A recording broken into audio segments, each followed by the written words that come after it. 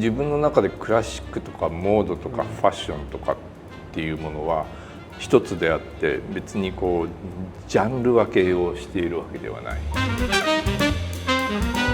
なくても生きていけるようなもの、そういうものっていうのはライフスタイルを彩っていく、もしくは生きていく上で生活、だから僕のクラシックっていう定義っていうのは、まずクオリティがいいものであること、それと飽きないもの。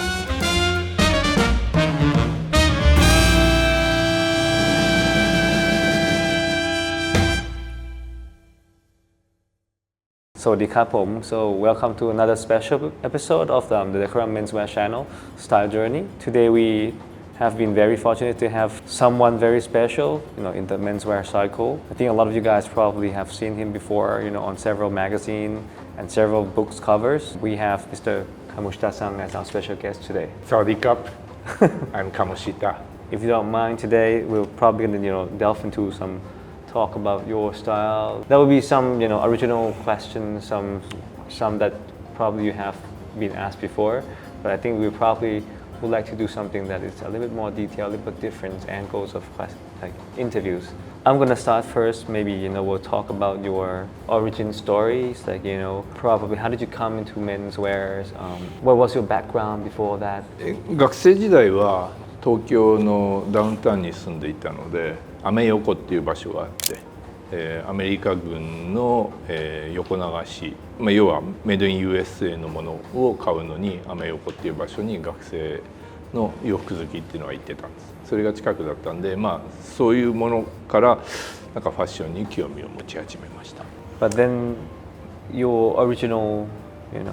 background is actually from interior design or arts as well.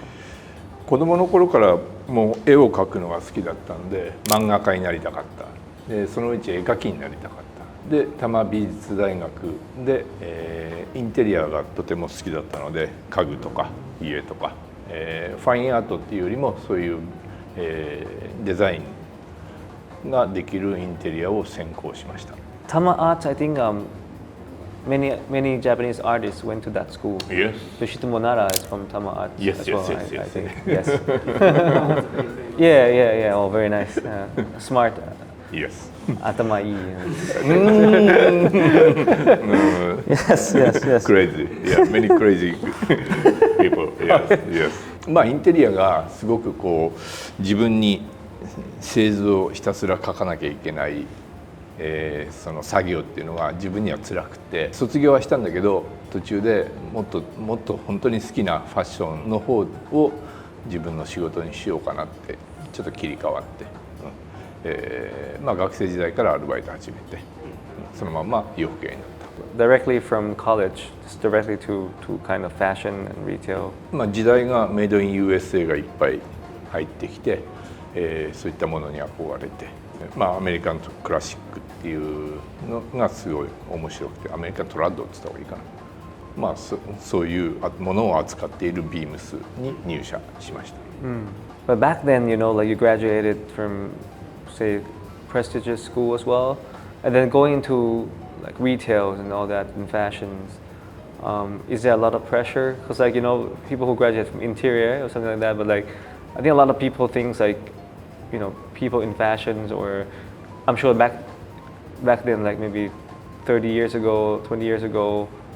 50 years ago in Japan, like was there a lot of pressure? Like, people just going into like fashions and retail. 親からは大反対されました。高いお金を出してなんで洋服屋になるんだって。でもやっぱりとにかく自分は物を作ったり、いろいろなものを見たり。触ったり、そういったものが好きなので、それがインテリアだろうがファッションだろうが感覚的には一緒だったんですね。そういう感性っていうものが、自分のエモーショナルな、ものなので、それを活かせるっていう意味でも別にファッションは自分にとってはその道を選ぶのに後ろめたさはなかったかな。I think a lot of people knows that you started your career as at Beams. What is actually the most, say, valuable lessons that you learned from Beams before co-founding United Arrows? You know? 時代は80年代でバイイングとか、企画とかそういったものをやらせてもらってて、海外に、たまに行けるようになってやっぱりその時代の80年代の本当にもうすでにアメリカだけではなくてヨーロッパのものも扱うようになっていた会社お店なのでヨーロッパものっていうのは僕にとってはすごく刺激的で、海外のそういう、ショップだったり人だったり食事だったりライフスタイルだったりそういったものに触れたことが自分にとってはやっぱり大きな刺激になりました。その頃の特にフランスパリの、男性が、ベセベジェって言われ始めた頃のボンスティック・ボンジュールボンシック・ボンション、yes. ちょっと両家のお坊ちゃんの要はフレンチプレッピーですに格好がめちゃくちゃかっこよくてそれまでアメリカンプレッピーアメリカンアイビーが好きだったのがもう全然アメリカ人の格好ってなんかもうつまんないなワンパターンでフランス人のその、自由な発想で、いろんな着方をする、スタイリングそのものが本当にかっこよくてもう一気にそこに傾倒した時代。And what inspired you to open United Arrows? ユナイテッドアローズを作ったのが1989年、時代が日本はバブル絶頂期で、みんな、リッチな、高いものが欲しい時代、ユナイテッドアローズも、もっと富裕層に向けた品揃えをして、それまでの、ビームスとかそういうお店よりももうちょっとラグジュアリーな、ブランド会社、お店を作りたいなっていうそんな、思いで作りました。So before Beams was like strictly mostly a lot of casual and American. Not just American いろんなものあったけどそのなんだろう洗練されてるとか、例えばジョルジョ・アルマーニやエルメスや、そういったものを買うお客様もお呼びできるようなお店にしたかったビームスにはそういうお客様ってあんまり来なかったんですよねもっとファッションオタクみたいな人ばっかりで、もっといい意味で、上質感のあるお店を作りたかった。No, because I asked these questions because I want to know because these days almost everyone's selling the same things. But I wonder like back in the old days maybe Beam was just like more like Americans, more jeans, but not too expensive, and maybe that's why you separated and then you open. So now I understand more. Because these days, now everyone's selling the same things. Yeah, but we don't have to put that in. But like, this is my personal questions. Like, I wonder, like, how's the difference? Now I can understand. So United Arrow is like a bit more like upscales, and then you put like a furniture and all that, like from the books I read as well.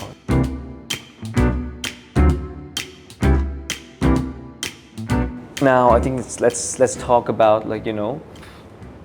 I think Kamushita-san has a very good sense of design and good sense of colors and how to match it. But I wonder like what influenced your style, be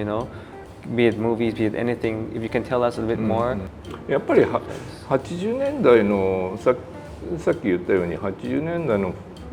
パリジアンの、自由な着方。ただ着ているものそのものはちゃんとクラシックなものメイドイン UK のものだったりメイドイン USA のものだったりメイドインイタリーのものだったりファクトリーのいいものを、いかに個性を持って着るかっていうそのスタイリングっていうのが今でも自分の根底にありますね。あとは例えば自分の大好きなアーティストでデビッド・ホックニーって言いますよね。で彼なんかの格好っていうのは、まさに彼のアート絵と一緒で、色使いっていうのは本当にうまくて、ああいうような格好にも昔から憧れててアンディ・ウォーホールのデニムの履き方とか、そうですねそういう刺激的な芸術家的な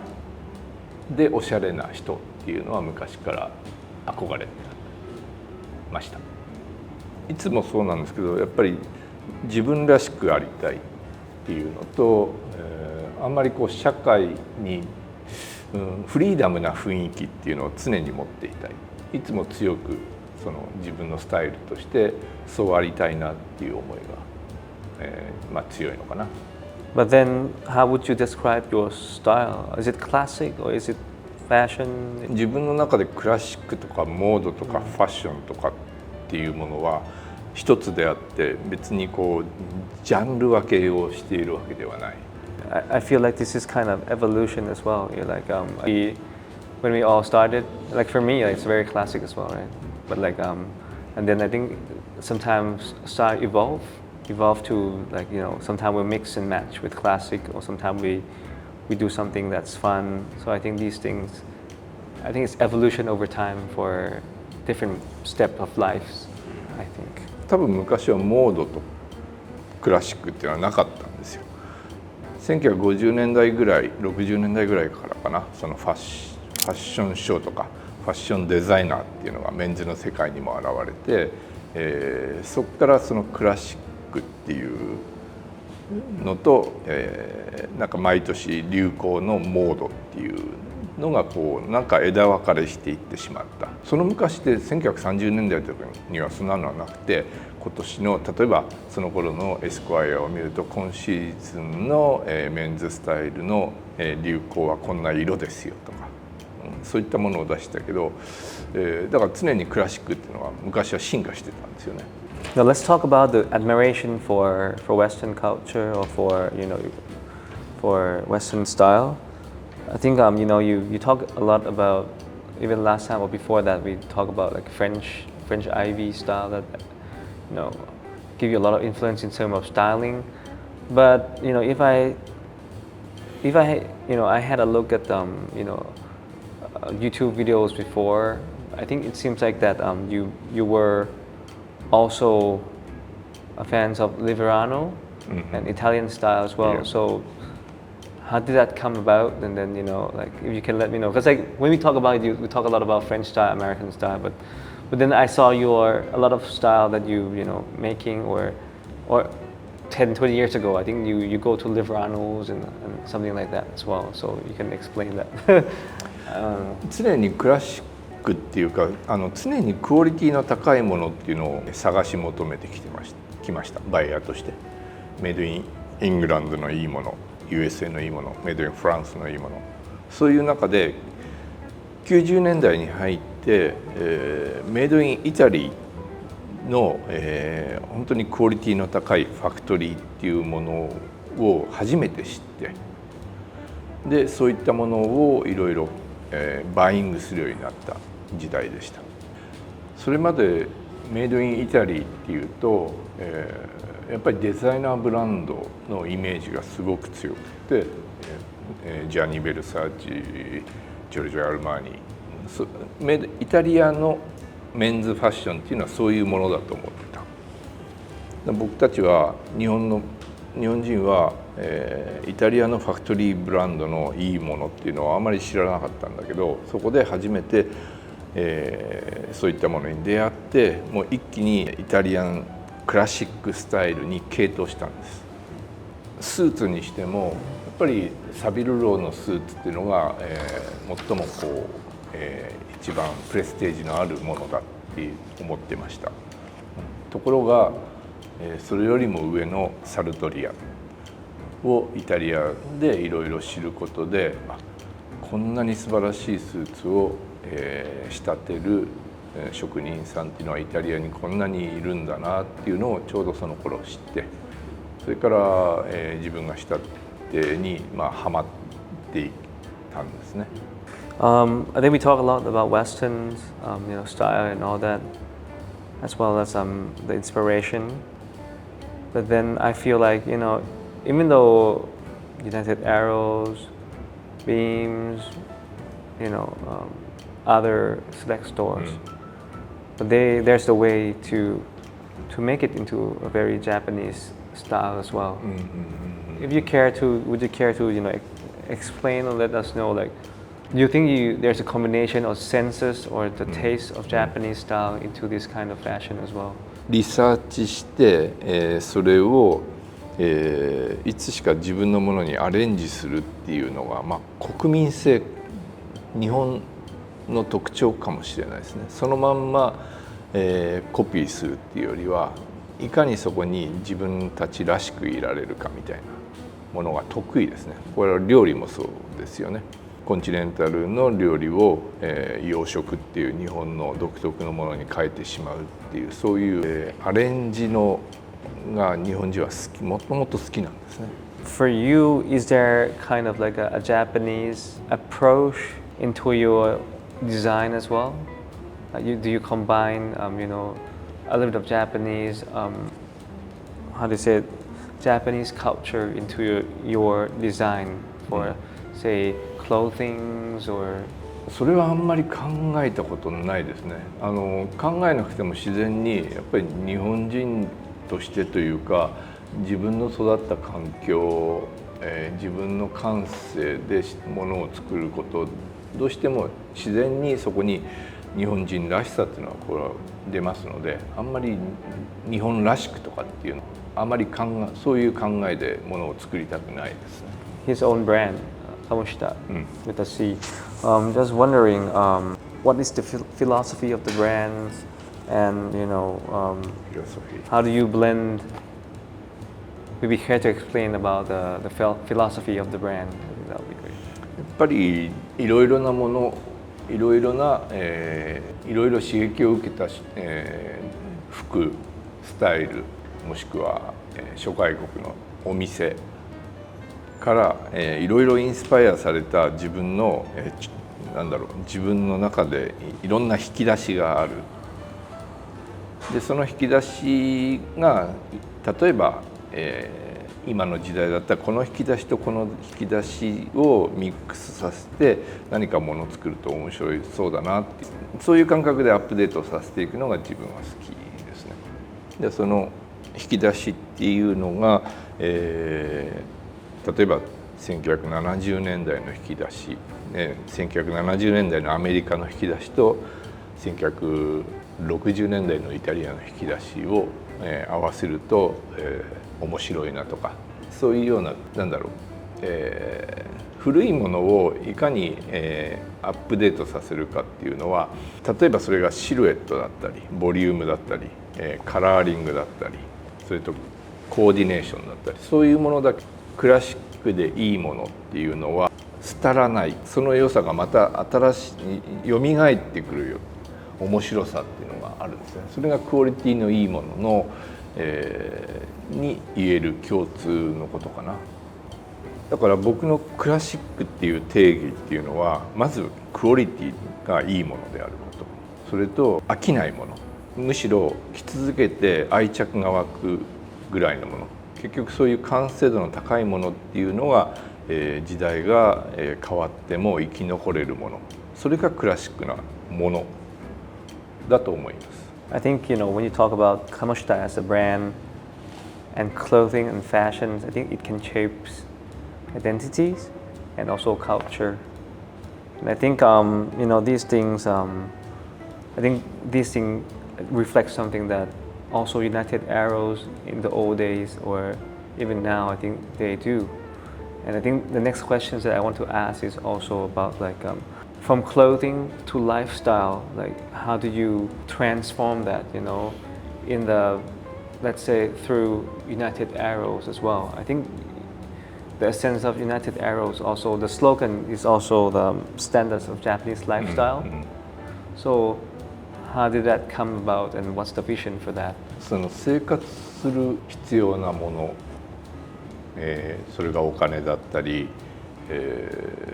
経済的な面っていうのはすごく大きいんですけど不必要とされるようなものそれは例えばなくても生きていけるようなものミュージック音楽だったりアートだったりそれこそファッションだったりそういうものっていうのこそライフスタイルを彩っていくもしくは生きていく上で生活していく上でもなくてはならない何か付加価値とか、自分らしくいられるとか、生きていることに楽しさを与えるようなものっていうのはむしろそういったものですよね。それは皆さん、一緒だと思うんですけど、みんな音楽を聴くようにやっぱり音楽を聴いて気持ちいいと同じように今の自分の気分を表現する服っていうものでなんかこうライブ感っていうかな、自分のエモーショナルっていうのを表現するものがやっぱりファッションの楽しさだと僕は思います。Okay, so we talk about the lifestyles and how did it come about. I think as we both runs and open kind of multi-level select stores, and then I just wonder how does select store helps in terms of supporting the lifestyle, or what is the most exciting things about select stores, and also lifestyle. 刺激をライフスタイルに刺激を与える提案をし続けること、それが役割だと思いますね。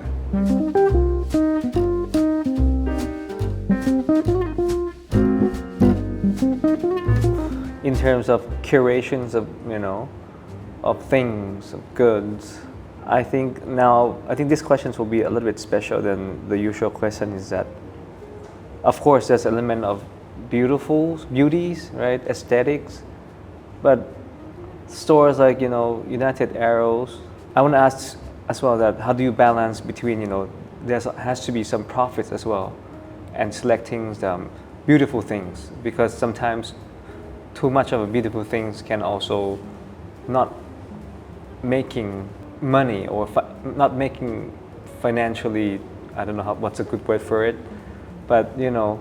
how do you do it in that way that to make it still touching people's heart,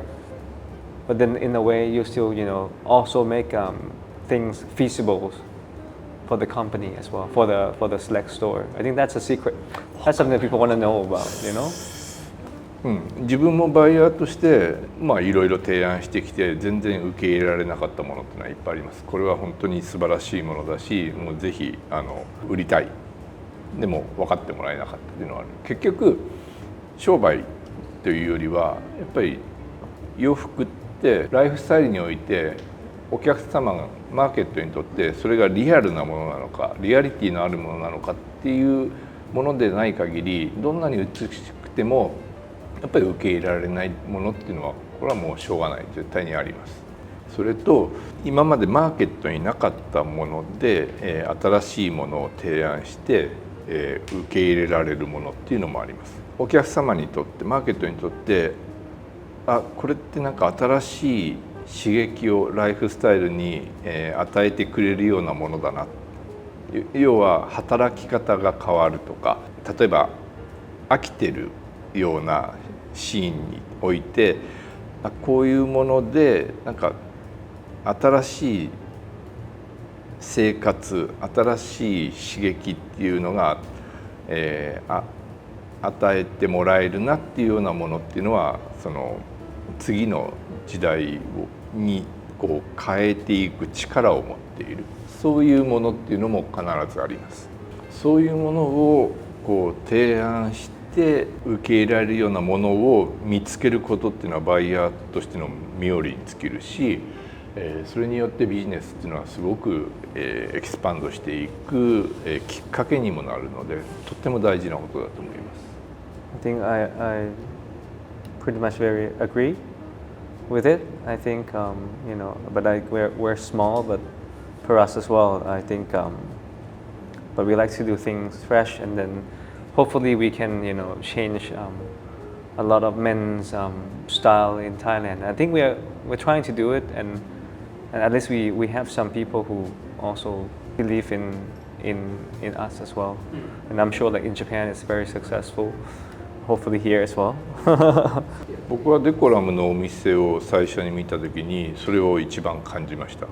これでタイのメンズ男性陣のライフスタイルが絶対に変わるなっていう、それだけのポテンシャルを持ってるお店だなっていうのを感じましたね。当然それをきっかけにそういう意識の高いお客様っていうのは服だけではなくていろいろなものが変わっていく、マインドがチェンジしていくきっかけになるはずなので、服だけじゃなくてその本当ライフスタイル全般の感度とか意識が変わってきているはずです。